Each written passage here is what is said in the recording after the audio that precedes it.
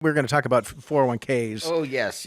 And so it's called, this goes back to Minting a Generation of Moderate Millionaires. And this came from an article in the Wall Street Journal.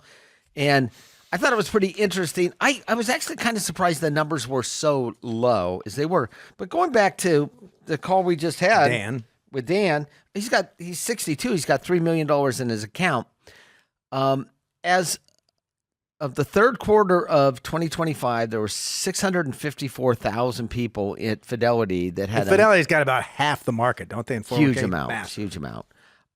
Had at least $1 million in their Fidelity 401k. That doesn't include their IRAs. That's just their 401k, the work sponsored plan. And about 3.2% had $3 million or more. 3% is all?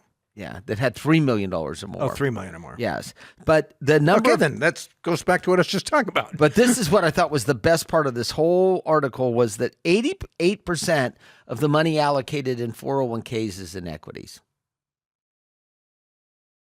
That is up dramatically from where it was. We talked about when we started in the industry. That's right. Dramatically. That's right. Yeah, I thought it was a good sign. And the number of people that are actually participating versus 10 years ago has gone up by about 8%. This is good. It's a good sign. Well, a lot of employers now have that automatic roll, automatically increase your contributions. Yeah, you have to actually work against it. Yeah, which is good. And the best thing about the 401k for most Americans is not the tax benefits.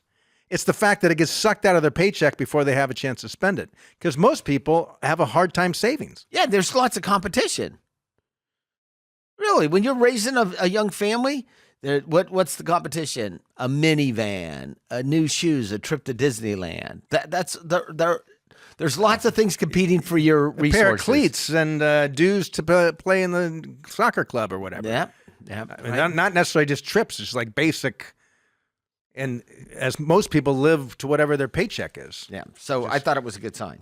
So expect that. And it more important than ever, and I mentioned this at the beginning, that, when you're together with your family, if you have young children, and say young adult children, just say, hey, this is a great thing to do. I sent a little note to my daughter's dating this guy, and my oldest daughter.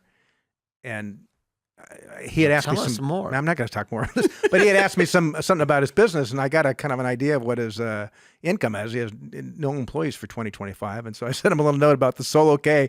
I said at least set it, put $1,000 in it this year if you don't know what you're going to do, because you've got until the time you file your taxes next year to make a massive contribution of roughly $70,000. And did he respond, "Thanks, Dad"? They haven't been dating that long.